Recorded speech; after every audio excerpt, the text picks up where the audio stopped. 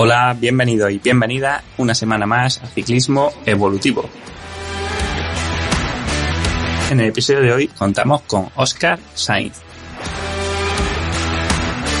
Óscar es un entrenador especializado en la técnica de ciclista que ha trabajado y trabaja con numerosos profesionales tanto en el ámbito del mountain bike, enduro y carretera. Así que, como no, con Óscar vamos a aprovechar para hacerle todas las preguntas que podamos sobre cómo debe ser y cómo podemos mejorar o evitar los fallos que cometemos a la hora de abordar obstáculos, curvas y, bueno, en definitiva, pues toda la parte técnica del ciclismo, aunque en este episodio hablamos fundamentalmente del ciclismo de carretera. Esta es una entrevista llena de consejos prácticos, útiles, aplicables y además con información pues muy complicada de encontrar en cualquier otro sitio. Así que espero que la disfrutéis. Simplemente antes de pasar a escuchar a Óscar, deciros que ya está disponible para los más despistados el libro de la naturaleza del entrenamiento que publicamos este agosto y en el cual podrás descubrir y aprender pues bueno, cómo podemos utilizar todos los fundamentos de la ciencia de la complejidad en el entrenamiento deportivo, las implicaciones que esto tiene y bueno, desde luego un montón también de consejos o de aprendizajes que te serán súper útiles, ya sea para entrenar mejor o para hacer que tus deportistas lo hagan. Os dejo un enlace al libro en las notas del episodio y sin más, vamos con la entrevista. Hola Óscar, bienvenido al podcast. Hola, muy buenas, Manuel, encantado de estar aquí. Bueno, pues nada, un placer que te pases por aquí y tenerte, la verdad que es una entrevista que a mí personalmente pues me hacía ilusión tener y creo que de la que puedo aprender mucho y si yo aprendo pues seguro que los oyentes también porque es un tema súper interesante este de mejorar la técnica en la bici y quizás el aspecto al que menos atención le prestamos pese a la grandísima importancia que tienen competiciones y que lo vemos continuamente, nos esforzamos muchísimo por mejorar nuestra forma física, por mejorarla un 0,01% y muchas veces un margen de mejora de un 5% en la técnica los veamos, ¿no? Entonces, bueno, antes de empezar me gustaría preguntarte por ti, ¿no? O que te presentaras y nos contases un poco, pues, tu historia, ¿no? Lo que has hecho hasta ahora y a lo que te dedicas. Bueno, era Óscar Sainz, natural de Sabadell, nacido en el 73. ¿A qué me he dedicado? Bueno, yo empecé de muy joven a correr en bici, a competir. Mis inicios fueron en el trial, tanto en moto como en bici. A la vez, pues también competí en BMX. Entonces tenía cierto nivel en ambas cosas. Lo continué hasta muy tarde porque fue un deporte que me enganchó los tres, tanto la moto como la bici, como el BMX, como la bici de trial, me enganchó muchísimo. Fui compaginando hasta que a la edad de 17-18, cuando pues empecé a estudiar Derecho en la universidad.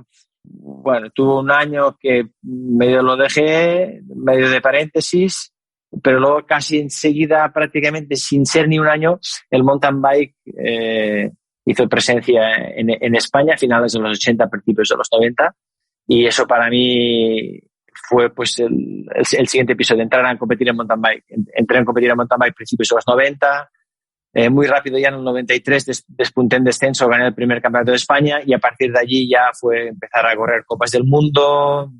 De allí pasé al JVC, que era un equipo montado a nivel nacional, primero con Alpinestar, luego con Gary Fisher. Luego de allí pasé a Volvo Cannondale, de Volvo Cannondale a Mountain Dew Specialized, estuve en Specialized 2 años. Y luego a partir de allí pues los años de Maxxis y luego por mi cuenta con Giant, que entré en una relación un poco privada con mía sin ser un equipo grande, siendo un micro equipo conmigo y con la estación de esquí de Gran Valida porque estaba en Gran Valida gestionando el bike park. Después de eso, bueno, una etapa muy corta como seleccionador porque dejé de correr y un poquitín tenía ciertas dudas de dónde un poco pues canalizar los años que había corrido, la experiencia, mi pasión por el mountain bike, por el ciclismo en general, pero sobre todo pues, en el mountain bike. Y luego tenía ciertas dudas, tuve la oportunidad de ser seleccionador nacional, lo hice durante una temporada, justito, vi que no era lo mío, tenía muchas dificultades a la hora de gestionar con la federación y entonces tuve la suerte que Giant me propuso entrar a gestionar el equipo de descenso. Estructuramos el equipo de descenso y de allí fue prácticamente un paso detrás de otro. O sea, fue equipo de descenso durante una temporada y media. El manager del equipo de cross country en aquel entonces, Giant Rabobank, me ofreció entrar como entrenador técnico de técnica, como un skills coach, y a partir de allí fue el cross country ese año y prácticamente sin pasar ni una temporada Rabobank en carretera. Y una cosa pues me lleva a otra y pues hoy son, no lo sé, 14 o 15 temporadas ya como coach. O sea, pasé 16 de correr profesional y 14 o 15 como coach ahora mismo. Exactamente, como coach de técnica, ¿no? Que seguramente la gente no te entiende y además que trabajando pues con muchísimos, más de los que pensamos, ciclistas profesionales ya no solo en carretera, sino en mountain bike, en enduro, en todas las disciplinas, ¿no? Imagino que unos con el equipo y otros como freelance, ¿no? Que te contratan, te llaman y te dicen, oye, ayúdame a quitar este miedo o a mejorar esto, ¿no? Sí, a ver, con Giant tengo con ellos el acuerdo mountain bike, es decir, mi vinculación con Giant es para mountain bike, para sus equipos profesionales. Enduro, cross country y descenso. Luego tengo una parte que estoy con Swiss Cycling, que es la Federación Suiza de Ciclismo, que estas dos son compatibles y las hago compatibles y hay un acuerdo. Entonces yo puedo trabajar con la Federación Suiza, con sus corredores, a la vez que trabajo con los de Giant. Y luego sí que es verdad que, como dices, en carretera, los primeros años fueron Giant solamente y a partir de 2013, 2014, quizá 14, empecé a ser un poco más freelance. Ya me dio la libertad de empezar a hacer carretera lo que yo quisiera. Y carretera para mí era solamente un poco de tiempo, un nicho de mercado muy, muy, muy, muy, muy, muy pequeño, pero que poco a poco, después de tantos años y la verdad que yo vi un poco las carencias que tenían los equipos de carretera, los corredores, y poco a poco ha ido tomando importancia el tema, por una cosa por otra. Es decir, carreras que se pierden bajando, carreras que se ganan ahora hoy en día bajando, accidentes, optimización, porque sabes que esta gente pues están optimizando todo mucho, ¿no? Minimal gains que tenía Sky en su día, pues se han dado cuenta que a lo mejor la parte técnica no es tan mínima como pensaban. Y ya te digo, poco a poco ha ido una cosa llevando a la otra, un equipo a otro, a corredores que me vienen por su cuenta y la verdad es que no está mal el tiempo que me dedico a la carretera. Sí, en carretera, de hecho, pues bueno, cada vez se ve, ¿no? Que se baja mucho mejor. Ya no hay ciclistas que destaquen por bajar muy, muy bien o por bajar muy, muy mal, porque el nivel medio ha subido mucho, ¿no? Yo creo que, pues bueno, nos vamos dando cuenta poco a poco que quizás en mountain bike eso ya se daba por hecho desde el principio, pero en carretera, pues eso, en los últimos años es cuando los corredores, sobre todo los top, los que disputan, pues se han dado cuenta de eso y tú ves el Giro, ves la Vuelta y muy raro que alguien baje mal, a no ser que sea después de una caída, ¿no? Algo de con miedo, ¿no? Tipo, bueno, lo que le ha pasado a Enrique en el Tour, ¿no? Pues bueno, cuando coges miedo por algo puede ser, pero que no porque no lo hayas trabajado, ¿no? Y creo que eso es importantísimo. Así que, bueno, por eso te quiero preguntar en el podcast de hoy, ¿no? Creo que sea bastante práctico para la gente que nos escucha, tanto de carretera como de mountain bike.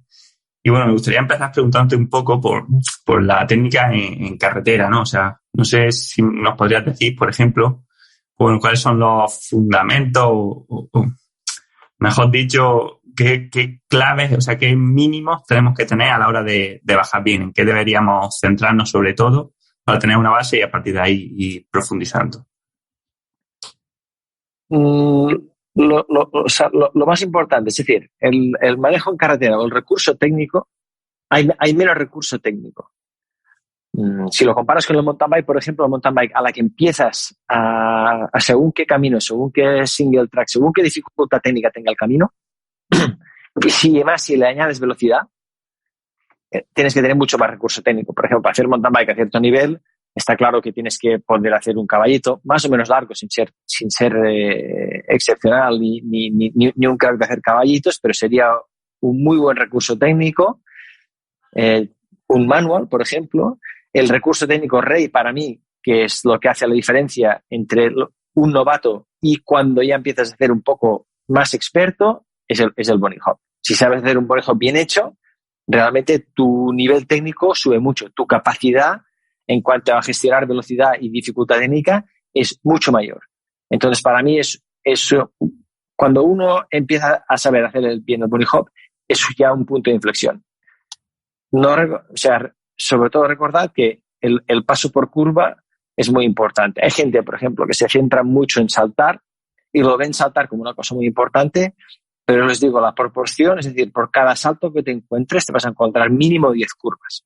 Entonces, si al rato es 1 a 10, no hace falta ser un máster en económicas para saber que es mucho más importante saber girar bien primero, curvear bien y tener un paso por curva alto y solvente para luego dedicarse a los saltos. No primero girar para luego saltar, puedes hacer las dos cosas a la vez. Como yo siempre lo digo, puedes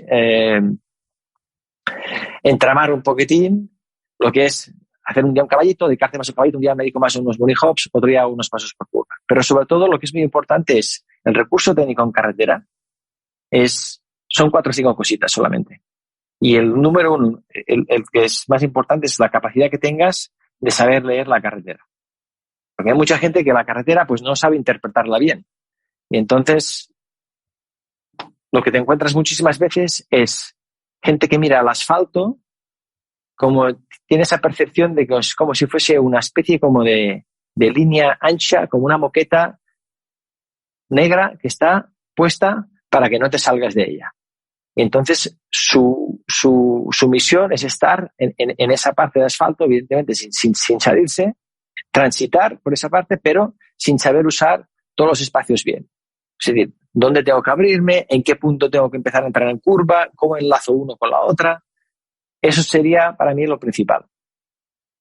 Segundo, muy importante es tener capacidad de tener una buena frenada, saber frenar bien. Saber frenar bien sería para mí el segundo punto más importante. Y en eso ha habido mucho debate con el freno zapata o el freno disco, y si frenan distinto, si hay gente en el pelotón que frena de una manera, que será muy peligroso y que tal, no tiene nada que ver. El freno de disco frena mejor que el de zapata, es más potente, más modulable, más consistente en cuanto a diferentes, si hay lluvia, si no hay lluvia, se hace mucho calor, frío, etcétera, etcétera. Pero es un freno. Y lo que hay que saber primero es frenar bien. Si frenas bien con el freno de zapata, frenas con el de disco, y si frenas bien con el disco, vas a frenar bien con el de zapata igual. Está claro que el de disco está mejorado, es una evolución, y era una evolución lógica que al final se ha impuesto. Otra cosa muy importante luego para empezar a dar pasos por curva con velocidades altas es cómo voy puesto encima de la bicicleta. Y eso sí que es un poco complicado explicar porque dependerá mucho de cada persona, pero está claro que hay principios lógicos, sobre todo te digo en carretera, porque los recursos técnicos a emplear son mucho menos, pero yo, como siempre digo, hay que ser un máster de esos recursos técnicos, porque un fallo en carretera, las velocidades son altas. Muy fácil que en carretera vayas a 25, 30, 35, 40 por hora. En mountain bike ir a 40 por hora ya es una velocidad, te diría que si no alta, muy alta. Entonces, en carretera por las velocidades hay que saber ser muy bueno, muy preciso en esos recursos técnicos. Paso por curva, hay cosas generales que es muy importante, que es lo típico. El pie exterior siempre será puesto en la parte baja, el pie interior de la curva va en la parte de arriba del pedal, o sea, un pie está, digamos que a las 12 en punto, el otro estará a las 6 en punto. ¿Cómo a través de los pies el resto sigue? Es lo que digo yo. Es decir, la bici no se lleva con el manillar, la bici se lleva con las piernas. Y cómo a través de las piernas y cómo voy moviendo esos pedales de manera armónica, suave, puede ser muy rápida, pero a la vez muy suave, el resto acompaña. Y las manos solamente dirigen el trabajo que los pies ya empezaron.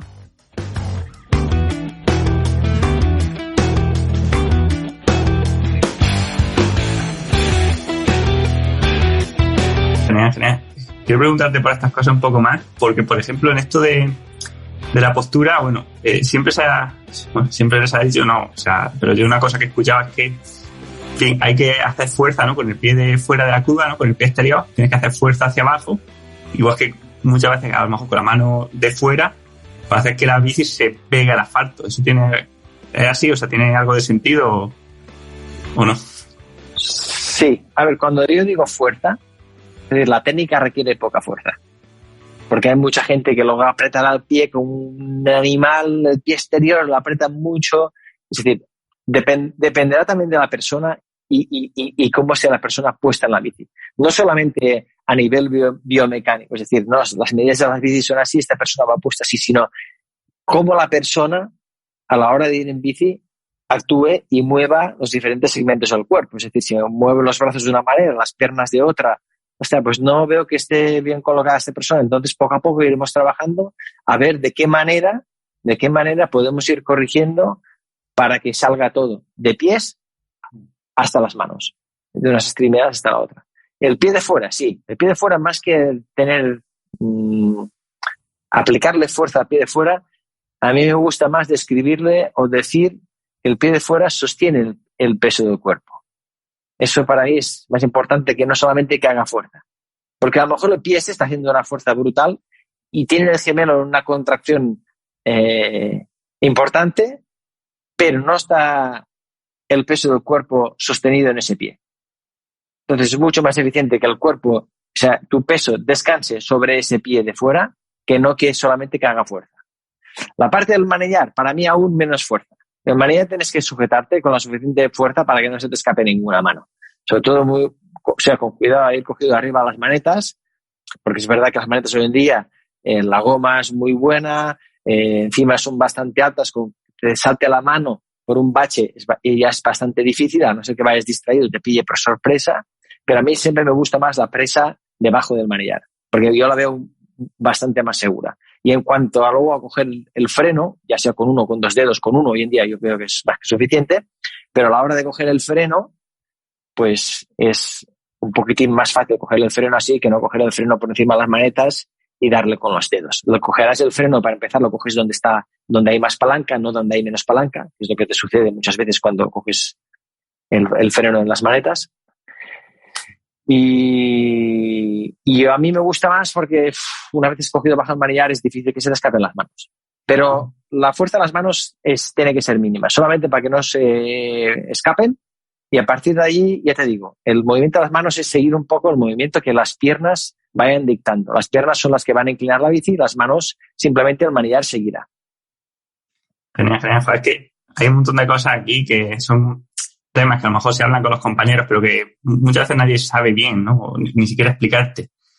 Luego, por ejemplo, hay una cosa que es que se dice a veces, ¿no? Que la bici hay que ir como MotoGP, o sea, que la bici vaya más recta, digamos, que si tú tienes que inclinarte para tomar una curva cerrada, que la bici vaya más recta que el cuerpo, ¿no? Y que el cuerpo sea el que se descuelgue. Mientras que otras personas dicen que es al revés, que la bici tiene que inclinarse, mientras que el cuerpo no, para que el centro de gravedad pues no caiga fuera de la rueda de la bici y no te caiga. O quizá que las dos cosas por igual, ¿no? Imagino que no hay mucha diferencia en cuanto a lo que se puede descolgar un ciclista, pero ¿qué opinión te merece esto y qué piensas que es más adecuado? A ver, una cosa, ya lo has dicho tú, la MotoGP es una moto. Nosotros vamos en bicicleta. Y encima la bicicleta de carretera es una bici que yo diría que está diseñada para todo. Y te diría para todo hoy en día porque es una bici que primero tenían que ser ligeras, hace 30, 40, 50 años. Cuando más ligera, mejor. Luego, después de ligera, se dieron cuenta de que la bici, cuando más rígida, pues mejor transmite la potencia y no se pierden vatios por el camino. Venga, bici es rígida. A la vez que bici es rígida, ya luego empezó a hacer la bici que fuese aerodinámica, que es otra de las cosas. Pero la bici para bajar no existe. Entonces, esta bici que es la bici de carretera, para mí es casi la bici antidescensos, antibajadora. Es una bici que es muy rígida. Hoy en día, pues bueno, los neumáticos ya no se usan neumáticos de 23 como antes. 25, 28, 25, 26, 28 más o menos se suelen usar, con lo cual con mucha menos presión que hace 10 años, porque yo me acuerdo de unos equipos de carretera con tubulares a 8, mínimo 8, alguien muy ligero, 60 kilos. Pero si no, la gente iban pues con, no sé, a lo mejor iban con 9, 10, incluso 11 kilos, 11 bar. Entonces, Claro, es una bici que no tiene mucha tracción porque tampoco tiene suspensión. El neumático no te da tampoco ese poco de margen de amortiguación, te da muy poco. El peso muy tirado hacia adelante. Sabes, la bici de carretera lleva mucho peso hacia adelante. La tija muy alta, que no hay tija telescópica, no hay manera que les entre en la cabeza que la tija telescópica iba a facilitar muchísimo eso. Mucha seguridad, sobre todo. Entonces, es una bici que es difícil de bajar.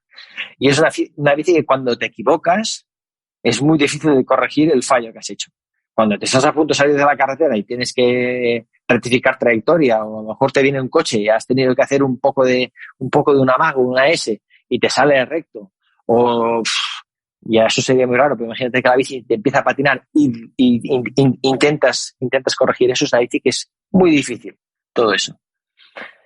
Entonces, el peso, la moto tiene un sentido, es decir, la moto ya inclinan a 60 y no sé cuántos grados, que es el límite prácticamente físico. La moto tiene un neumático así de ancho. La moto tiene suspensión. Cuando vemos las imágenes en cámara lenta en televisión, ves cómo la suspensión trabaja. Cuando la vemos en vivo, igual no lo ves tanto. Tienes que fijarte mucho y tienes que ser un poquitín ya más hábil para ver que la moto tiene unas suspensiones y que trabajan, y que hay unas torsiones de chasis, etcétera, etcétera.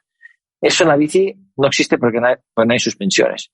Entonces, la moto también, otro de los sentidos es que ellos se apoyan, se cuelgan por la parte de dentro porque se apoyan. Es decir, tienen una rueda, dos ruedas, la rodilla es un trípode. Y ahora no solamente la rodilla, sino que ya hasta el codo. Es decir, ellos buscan puntos de apoyo. La moto tiene que estar lo más recta posible porque cuando ellos aceleran, cuando más neumático toca el suelo, mejor. Si la moto está muy inclinada y aceleran, la moto se va.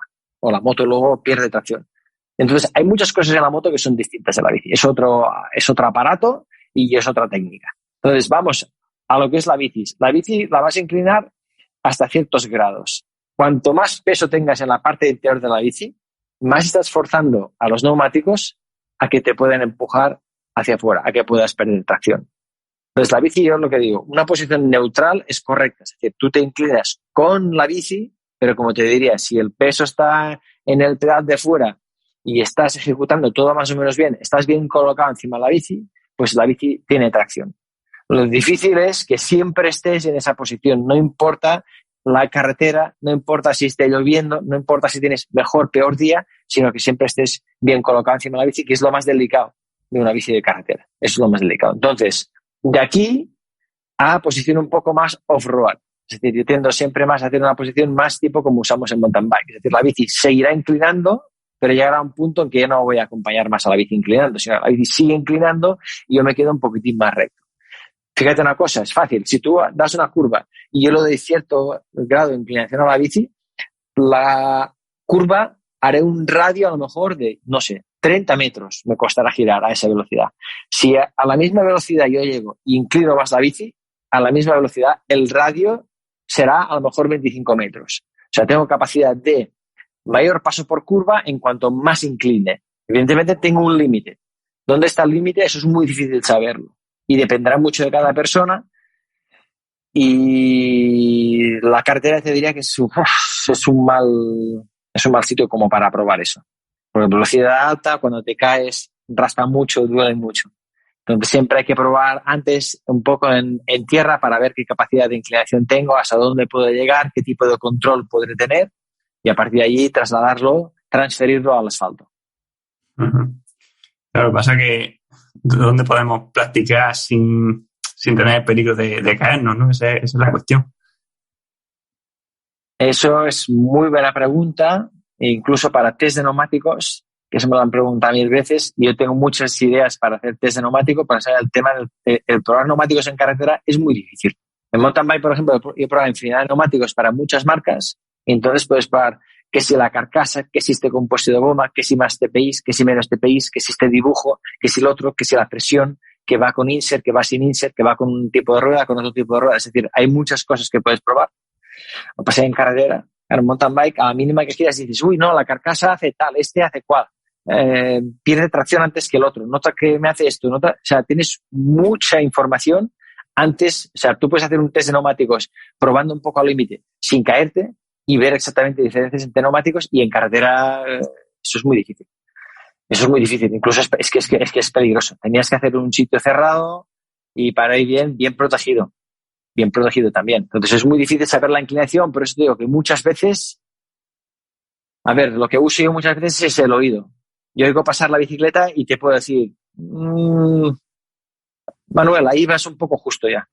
Es decir, el neumático estoy viendo que va un poco trabajando al límite y luego en todo caso mejoraríamos la posición para intentar ver a ver si inclinamos más, pero por la oída para mí es un parámetro. Lo puedo sentir un poco.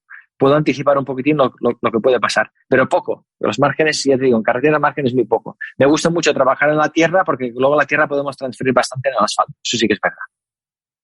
Pues qué bueno, la verdad, que puedes hacerlo con el oído. A mí me pasa, me imagino que a muchos ciclistas, ¿no? Que lo típico, vas cogiendo confianza, cada vez bajas mejor hasta que de repente, pues como no sabes dónde está el límite muy bien, de repente en una curva que no te lo esperas te vas al suelo, te pegas la hostia y luego otra vez vuelve a cogerle miedo y vuelve a empezar otra vez el ciclo. Y no sé un poco... sí. Eso, no sé qué ibas a preguntar, pero digo, eso le pasa a mucha gente, a muchísimos profesionales o amigos míos, ¿no? Que son amateurs, cicloturistas, ciclosportistas, lo que sean, les pasa. De golpe porrazo empiezas a bajar, pues muchas veces dado porque, pues a lo mejor hoy he andado con unos amigos que van fuerte, el tipo de carretera me gusta, o he andado en carreteras que me han gustado bien. Bueno, vas un poquitín, vas cogiendo ritmo, bajando, te encuentras bien y vas yendo rápido hasta que llega un momento que te caes. Yo siempre lo digo, es decir, caerse, se cae todo el mundo. Yo no me caigo muy a menudo, por suerte, pero también me caigo. Entonces, siempre lo digo, si vas con dos ruedas, estás expuesto. Ya sea en mountain bike, ya sea en carretera. Entonces, lo que pasa es siempre, me caigo y luego cómo he recuperado la confianza, ¿verdad? Eso es el tema, ¿no? La confianza no es como la pájara, ¿no? Me tomo un gel, me tomo una barrita, bebo un poco, pues ya está. Se me ha pasado y venga, continúas. La confianza es más difícil que todo esto. Entonces, muchas veces yo digo, cuando el nivel técnico más alto sea, no solamente el nivel técnico en cuanto a capacidad de ir rápido, ser solvente, adaptarse a cualquier situación, etcétera, sino un poco de conocimientos y un poco de capacidad de análisis, más fácil es volver a coger la confianza. Un ejemplo muy claro, por ejemplo, lo tenéis por ejemplo, que me hablabas de MotoGP. Habéis visto muchas veces que estamos viendo la tele, están a lo mejor intentando hacer una vuelta rápida, tienen una caída fuerte, la moto queda hecha a trozos, los vienen a buscar, saltan la valla, cogen el scooter, se van a paddock o a pit lane, cogen la segunda moto, se acaba de dar una torta que, aunque parezca que no, y los monos son tal y cual, pero quema seguro. Lo primero es que por dentro quema seguro y el golpe que te das, que por muy de esto que sea la caída, muchas veces no se aprecia en televisión, pero claro, pum, a lo mejor vas dando golpes aquí o allá, en la cadera o en el culo, donde sea, te has dado golpes. Pero esta gente se acaban de caer, luego son capaces de montarse la moto minutos después. No te diría que la primera vuelta, pero a lo mejor ruedan y con un par, 3 de vueltas vuelven a subir el nivel y tienen la confianza otra vez a tope, o prácticamente a tope. Un ciclista de carretera se cae y a lo mejor tarda, no sé, he visto gente que tarda en 3, 6 meses en volver a coger confianza.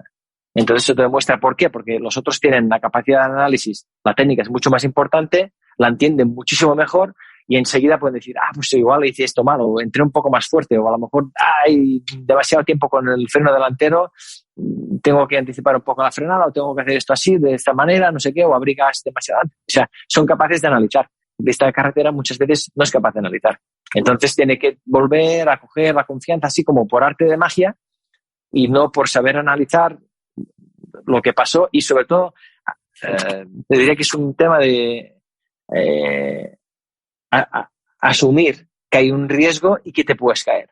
Porque muchas veces yo digo también, no, es que en lluvia no vamos a bajar o vamos a bajar muy lento porque está lloviendo. O hoy no vamos a hacer entreno de contrarreloj porque está lloviendo y tal. Escúchame, te puede llover con cualquier día, aunque no sea al principio de la salida que decidas tú, no, hoy está lloviendo, mira, escucha, no voy a salir. A lo mejor te pilla a media salida. Ya no digo el que compite en 1000 condiciones climatológicas. Hay que saber adaptarse. ¿Por qué no bajar fuerte también lloviendo? Te vas a encontrar un día u otro, te vas a encontrar con esa con ese escenario. Sí, o muchas veces, no sé si bajas, por ejemplo, cuando estemos nosotros entrenando, quiero decir, más que bajar fuerte, a lo mejor bajar más o menos fuerte, pero siempre guardando un punto, ¿no? Lo digo porque, o sea, yo muchas veces cuando me he caído ya no sabes si es culpa tuya o si es que había gravilla, ¿sabes? En la carretera, pero al final siempre te encuentras cosas. Aquí en mi zona, por ejemplo, cuando llueve, por los primeros días de lluvia, derrapa un montón, porque como hay tanta suciedad en el asfalto, en los primeros días de lluvia, alguna gente se choca hasta con el coche, ¿sabes? Entonces, no sé hasta qué punto eso, ¿no? Por ejemplo, de consejo para una persona que quiera entrenar las bajadas, ¿qué le podríamos decir que puede hacer cuando salga a entrenar? Bueno, cuando salga a entrenar, a mí me gustan dos cosas. Una, poco tráfico, si puede ser. Poco tráfico no significa que, cuando hay poco tráfico, que es prácticamente tengo carretera abierta para mí. No, porque la carretera no está para ti. O sea, la carretera no la podemos cerrar, pero en fin, eso es muy complicado. No se cierra la carretera está abierta al tráfico. Yo siempre digo, para mí es sagrado siempre vamos a usar la parte derecha de la carretera. Y mucho cuidado con eso, porque a veces, a pesar de haber una línea central, que pueda ser a lo mejor carreteras comarcales que no hay ni línea central, pero si vamos a dar el caso que hay línea central en medio de la carretera, hay muchas veces que hay ciclistas que he visto entrenando. Digo, oye, ¿pero te has dado cuenta que vas por el lado izquierdo? No, que no voy por el lado izquierdo. Sí, escúchame, sí. Y si quieres te enseño la GoPro porque te he grabado. Vas por el lado izquierdo. Sagrado ir por el lado derecho, lo primero, porque además con el lado derecho lo que vamos a hacer es que el carril es más estrecho, vamos a hacer la carretera un poco más difícil, va a ser un poco más técnico, pero sobre todo por seguridad. Entonces, una vez estemos en el lado derecho, me gusta repetir tramos. Yo creo que se mejora mucho repitiendo la carretera y probando cosas nuevas en el mismo tramo de carretera.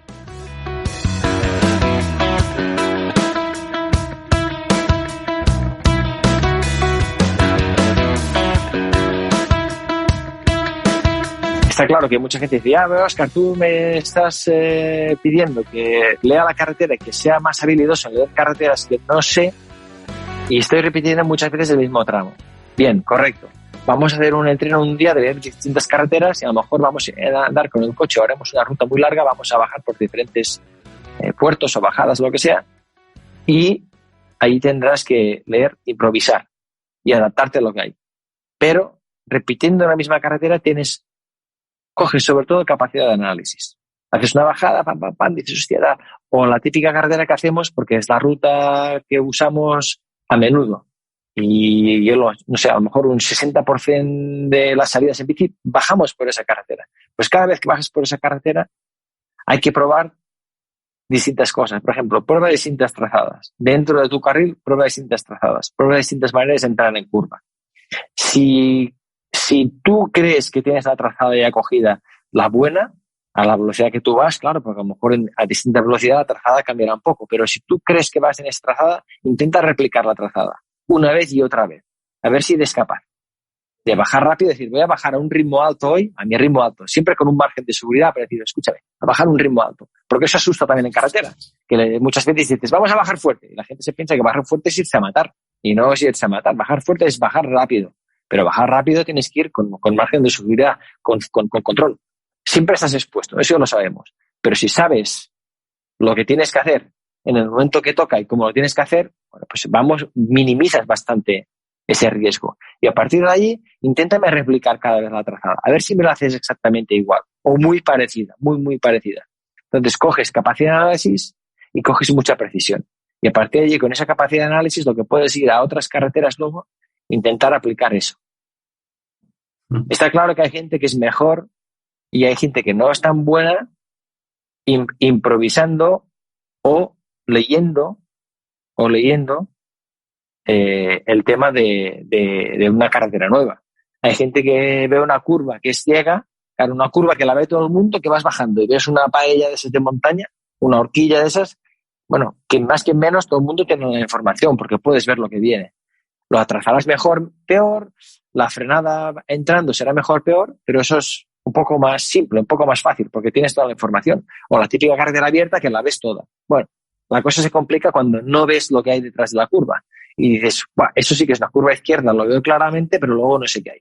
No sé si hay una curva izquierda, se cierra al final, el radio es regular, no es regular, o vendrá una izquierda y luego de golpe y porrazo una derecha muy cerrada, no sabes. Entonces, para tener esa capacidad hay gente que esa capacidad de leer, de intuición, la tiene mucho más desarrollada que otros. Pero siempre lo digo, porque a lo mejor esa gente pues vive en sitios de montaña, ha conducido mucho, ha llevado moto por carreteras de montaña, en la bici también se ha movido mucho por esas zonas. Entonces vas desarrollando a base, de manera natural, casi te diría que también por repetición, como digo, para hacer los mismos tramos, una cierta habilidad. Y hay gente que no la tiene. Si no la tienes, tienes que trabajarla, claro, porque es fundamental saber ver una curva y decir, bueno, esto parece que se va a cerrar un poco, vamos a tomarla con precaución. O a lo mejor ves, es ciega, pero ya enseguida dices, no, déjate que esto es a tope. A la velocidad que voy no hace falta ni frenar.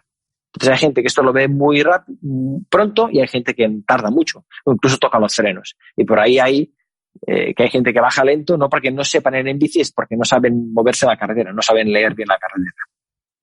Eso es interesantísmo. Sé que hay gente que lo mira en el Garmin, lleva la ruta y va mirando cómo son las curvas, aunque a mí personalmente eso no me ayuda mucho porque creo que me engaña más que otra cosa, ¿no? Pero a veces miras los carteles y cuando ves un cartel por ejemplo, en las carreteras, cuando anuncia la curva o cuando hay un cartel de precaución o lo que sea, sabes que la curva esa suele ser a lo mejor más cerrada de que las anteriores, ¿no? Cosas así que quizás te puedes fijar bajando, ¿no?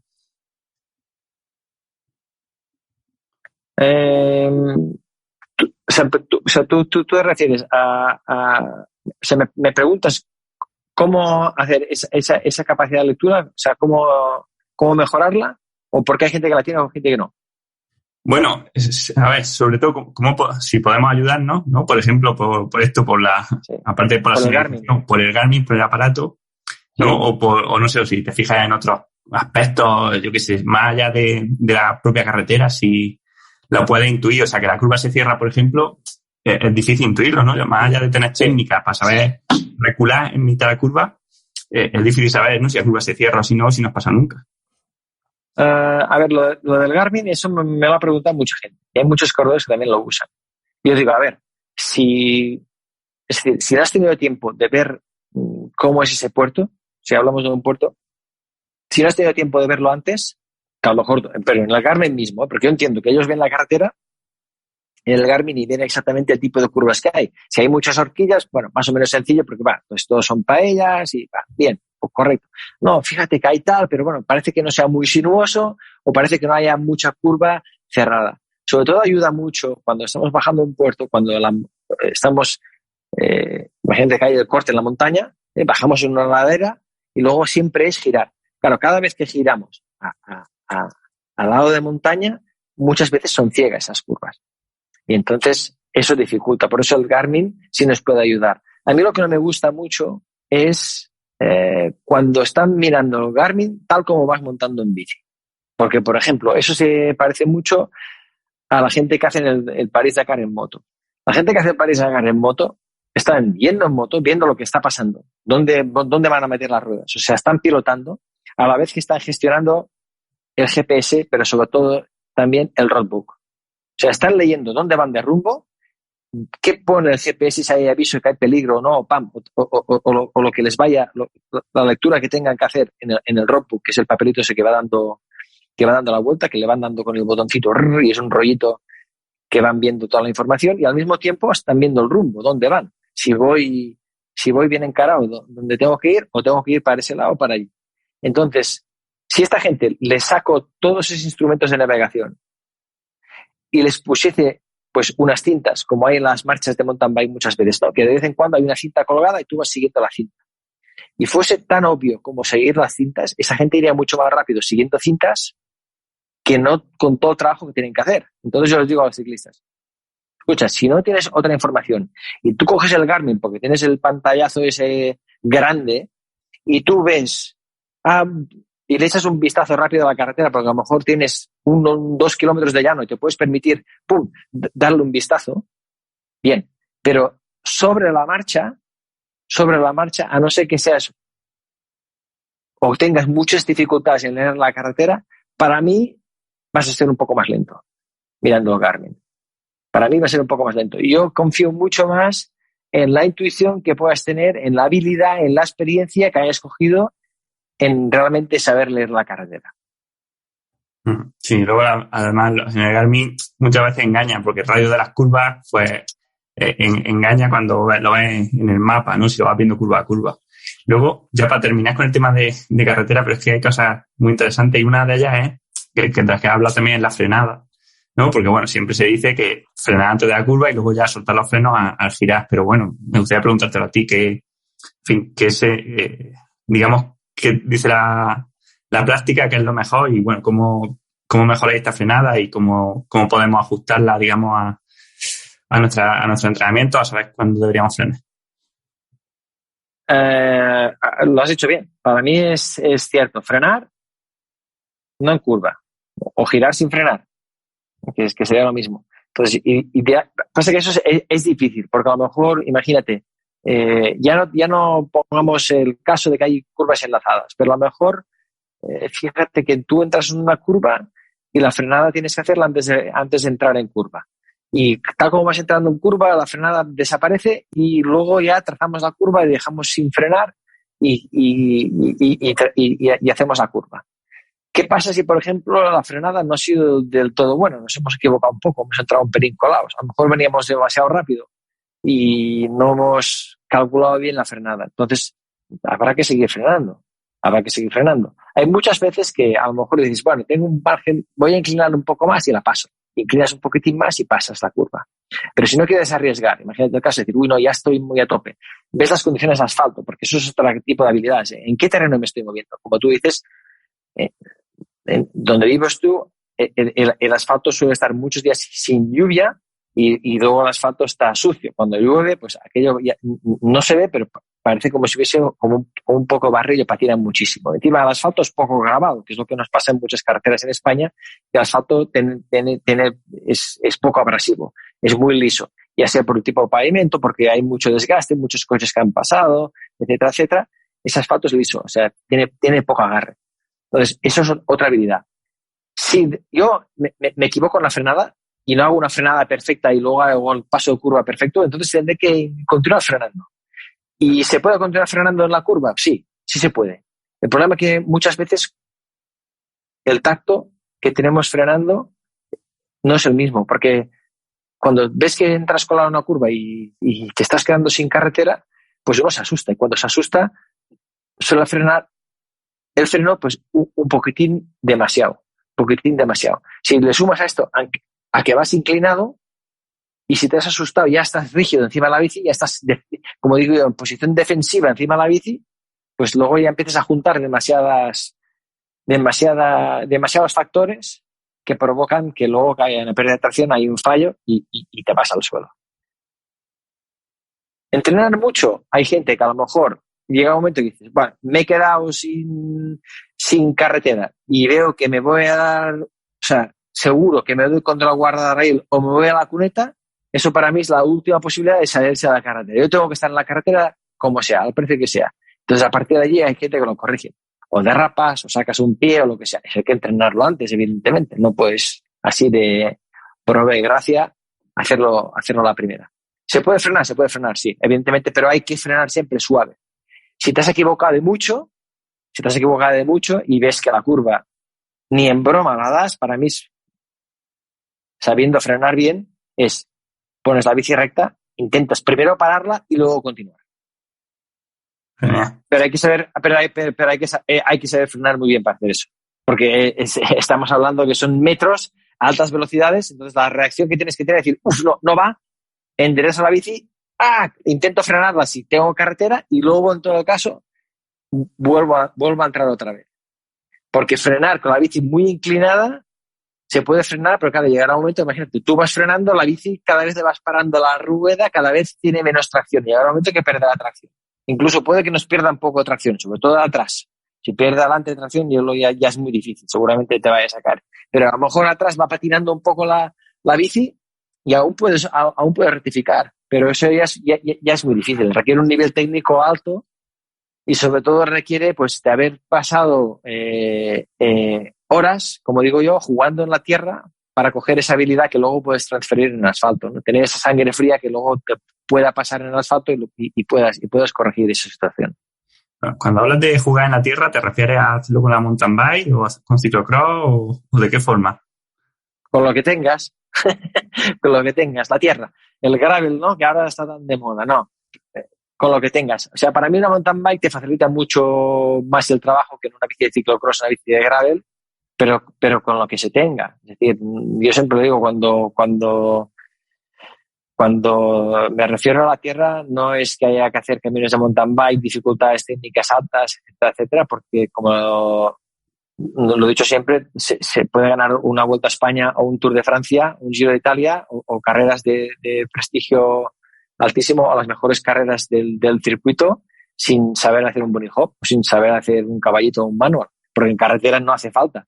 Si sabes hacerlo, muchísimo mejor, porque hay muchas veces, y quieres no, un agujero, puedes pinchar, a lo mejor no sé, has visto una glorieta, había bordillo, puedes saltar el bordillo en vez de tragártelo, a lo mejor se cae un compañero, puedes saltar, porque muchas veces se salta, ¿cómo quieres que salte un compañero? No puedes saltar.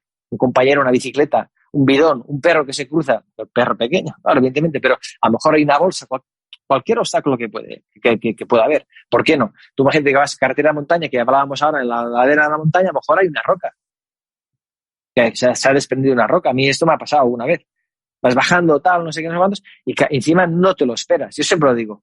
Carretera abierta, para mí, yo siempre, cuando estoy dando una curva ciega, intento ir por mi lado derecho, sin apurar mucho el medio, porque el coche que va a venir también va a apurar un poco el medio. Entonces, si tú estás inclinado y el coche viene un poco justo, el espejo lo más seguro es que ya te quede muy cerca. El coche te va a pasar muy cerca. Entonces, no vamos a ir tan al límite. Voy bien centrado por el carril, pero muchas veces ya voy pensando que va a venir un coche. Antes de que venga el coche, yo ya voy a contar que hay un coche. Y muchas veces me pongo el margen de seguridad, decir, imagínate que hay una piedra, no sé qué, que una vez me pasó. Y había unas cuantas piedras. Mi reacción fue, imagínate, en media curva, trazando no sé qué, tuve que tirar un bunny hop a media curva, que no te lo esperas. Pero bueno, ya te digo, eso depende del nivel técnico y de la capacidad que tengas para improvisar.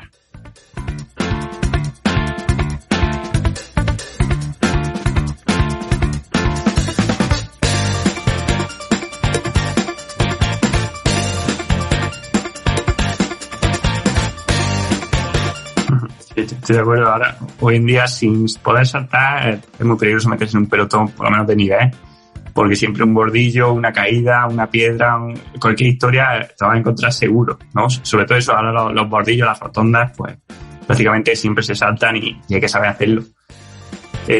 Luego, bueno, aunque nos queda poco tiempo, pero sí que me gustaría preguntarte un poco por las diferencias, sobre todo, entre la carretera y la mountain bike, pues ya que hablamos de practicar en carretera con la mountain bike, pero bueno, sé que la técnica es un poco diferente, ¿no? Y también nos puede, de hecho, hay gente de BTT que en carretera son un poco torpes y mucho más al revés, ¿no?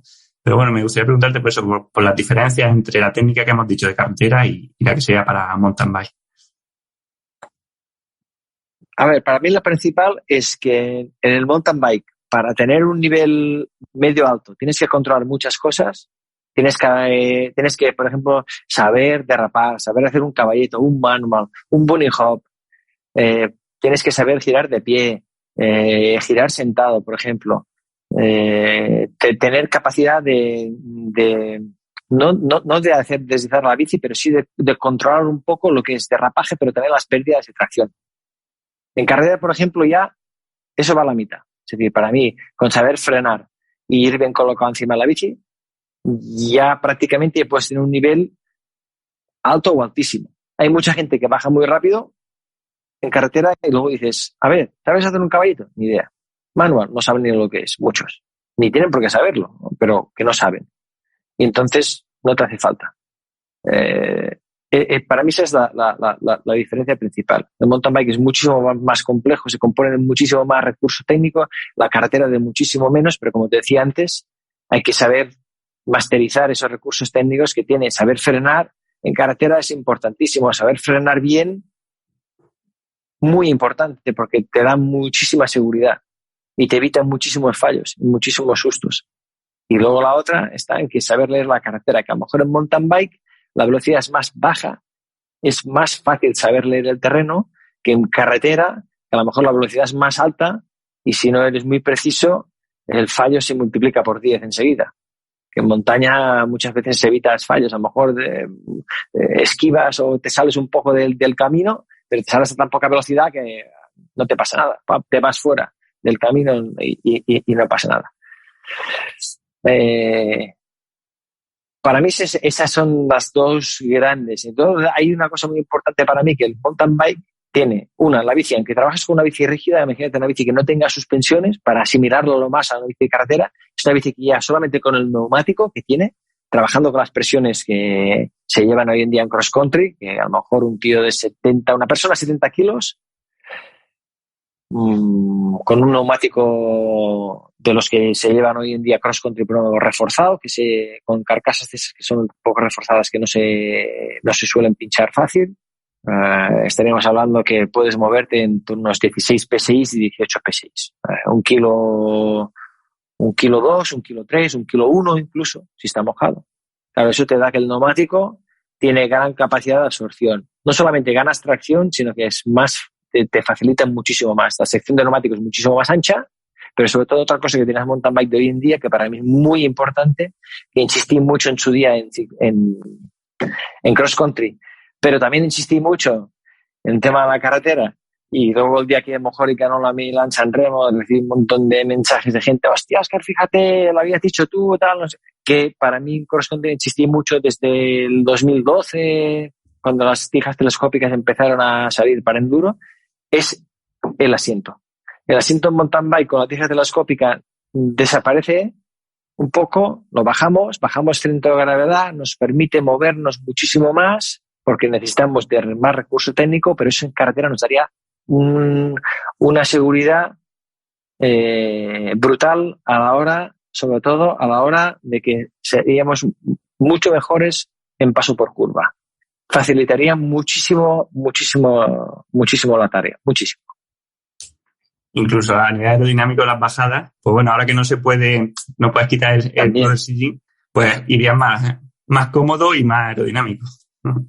Eso es muy cierto, muy cierto. Y muy fácil, irías comodísimo y encima, o sea, irías muy seguro, muy bien puesto encima de la bici.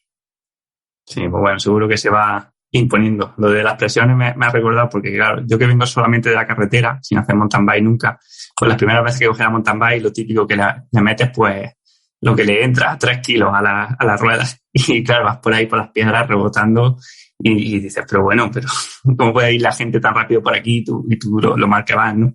Y te quedas clavado en cualquier lado.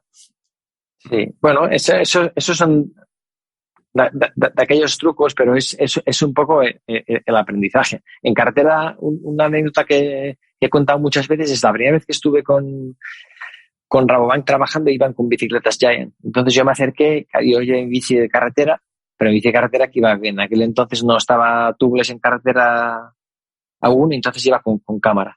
Y ellos, siendo un training camp, pues iban con los tubulares de correr, las ruedas de competición con tubulares. Entonces yo tocaba y decía, pero qué presión, qué animalada, qué bestia. No, esto tiene que ir a 10 kilos, Óscar. 9, 10 le metemos y tal. Es que esto no...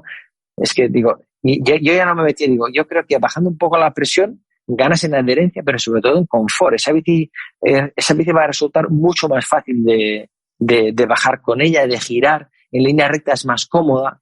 Desconozco un poco si va a rozar mucho más o no, pero fíjate que ahora hoy en día no solamente han puesto banda más ancha porque es más aerodinámico y no pierden en rozamiento, sino que han bajado las presiones, pero han bajado las presiones muchísimo. O sea, hay gente de 65 kilos en un tubular que hoy en día está yendo a 6 kilos, 6 bar, más o menos, cuando antes iban a 9. O sea, han bajado muchísimo. Y la bici cambia, el comportamiento es que no tiene nada que ver. Parece que te dan otra bici. O sea, que eso es para mí ha sido un cambio que han hecho, o el primero que hicieron ya hace años, que automáticamente ya supone ir de otra manera en bici, muy distinta a la que van. Poco a poco han ido, y los discos, y el siguiente supongo que será la tija telescópica, o sea, poco a poco incorporando cosas que realmente hagan bajar en esa bicicleta girar, paso por curvas y todo, la parte técnica un poco más fácil, pero sobre todo muchísimo más segura, sobre todo. Eso es, y ya no solamente por la competición, sino por la seguridad de todos los que entrenamos, porque al final tú vas por una carretera y siempre te encuentras una piedra, un animal, un coche que viene despistado, entonces si no tienes los recursos técnicos y también la bici, ¿no? El agarre óptimo para solventarlo, pues joder, es como con los discos, ¿no? O sea, a ver, yo no llevo discos, ¿vale? Llevo zapatas, pero bueno, por otros temas. Pero es verdad que, o sea, yo lo pienso, si solamente te salvan una vez de una caída o de un porrazo, o sea, como que te salven una vez en tu vida, ya lo has amortizado, ¿no? Entonces... Hombre, evidentemente. Y aparte de una cosa que es importante es que la gente, como decías tú, a veces no es tanto la cuestión de confianza, pero hay gente, y me ha pasado muchas veces, ¿no? Que van bajando y hay gente que la confianza le tarda mucho en venir, pero hay gente que la coge demasiado rápido. Entonces, como se llama, se vienen arriba, se engorilan, llámalo como quieras. Pero entonces, o sea, pero bajando, es decir, en 7 o 8 kilómetros de bajada, al kilómetro 1, al kilómetro 2, luego vas con 2 o 3, pues empiezas a ir rápido, pam, pam, y el otro, pam, cada vez más rápido, hasta que uno sobrepasa un poco el nivel. Y es fácil verlo cuando uno sobrepasa el nivel. Hay gente que tiene más facilidad o que tiene mucha presión y se piensa que siempre está por encima del nivel y siempre está corriendo peligro, y hay gente que está en otro extremo. Pero sobre todo hay que ser prudente siempre, porque eso me digo, una caída es dar paso atrás. Una caída es ya mínimo, es un raspón que te das, que tienes una quemadura, que a lo mejor algún día no podrás salir en bici por culpa de eso, no vas a dormir bien, se te pegan las sábanas, ahora no sé qué, etcétera. Y la otra que es muy importante es que das un paso atrás en confianza también. Entonces, recuperar eso, yo prefiero ir siempre un escalón por debajo, ir con seguridad y sobre todo cada vez más capacidad de análisis, de saber un poco más lo que pasa, de saber anticipar más, decir, bueno, ahora estoy al límite, me queda más o menos un 5%, pum, pum, pum, pum, y dejar un poco ese buscar el límite, no porque te empujen los compañeros muchas veces, sino buscar el límite un poco, cuando estás más solo, más tranquilo, un poco más sosegado, buscas tú un poco el límite. Tú, pero lo vas buscando poquitín y eres consciente hasta qué punto estás tirando. No, que no eres consciente porque estás viendo al otro que se te está escapando y a lo mejor estás haciendo el típico pique de bajada, una cosa lleva a la otra y he visto caídas desagradables por culpa de eso. Y eso hay que hacer un poco más tranquilo. Buenísimo. Pues, bueno, Óscar, queríamos haber hablado también de mountain bike. Se ha pasado volando la hora y ha sido interesantísimo. Entonces, mira, si te parece, lo que podemos hacer es que si lo dejamos aquí, si la gente quiere, le ha gustado, pues no sé, cuando tú puedas, en un mes, 2 meses... Que pregunten por el mountain bike si tienen curiosidad y hacemos a un otro día hacemos. Ahora tengo más tiempo, ahora es una época que tengo un poquitín más de tiempo, que cada me pillaste en verano la primera vez que contactamos y para mí es luego sí que es buscar la hora del día que pueda, pero tengo un tiempo muy limitado de un sitio para otro. La verdad es que no me queda mucho tiempo. Ahora tengo buena época, o sea que si están interesados, quieren preguntar por el mountain bike, vamos a hacer una charla un día. Pues genial, que aprovechen. Y por último, que te quiera saber un poco más de ti y eso, ¿dónde puede encontrar información? ¿Dónde puede contactar? Bueno, tengo una página web que no me cuido mucho de ella porque, como te decía, por una cosa o por la otra empecé pues dedicándome allá en el equipo de descenso, que ya trabajas con los pros, luego con los de cross country, luego con los de carretera. O sea, el tiempo es tan poco para dedicarme a lo mejor a entrenar o a trabajar con gente que son amateur, que sí que lo he hecho y sigo haciéndolo de vez en cuando porque me gusta, porque es un campo muy distinto. No estoy trabajando con la exigencia que requiere la competición, siempre con esa prisa, con esa presión y con ese nivel de exigencia, y con gente que al revés, que tiene la bici pues como hobby, que quieren mejorar. Y me apetece mucho porque creo que además en España tiene, no te diría que tiene poco prestigio, pero lo que es un poco los cursos, el salir, o sea, el pagar por saber diría que es poco común. En otros países la gente va, hay curso de tal, me daban el curso fulano, pues venga, voy a ver si aprendo cosas, voy a preguntar, tengo preguntas, tengo interés, tengo a ver qué hacen los otros también, qué me cuenta el instructor. Todas esas cosas, veo que hay poca cultura en España. Entonces, te diría que es un punto importante, el tema de los cursos. Si la gente tiene preguntas, si la gente tiene curiosidades, importante, porque no tengo mucho tiempo para los amateurs, pero si un día damos una charla, Manuel, seguro que tienen preguntas y tienen cosas, y igual podemos responder algunas de ellas. Genial. Pues, de lujo, Óscar, te tomamos la palabra y estamos en contacto. Un abrazo. Perfecto. Muchísimas gracias. Gracias a vosotros. A ti.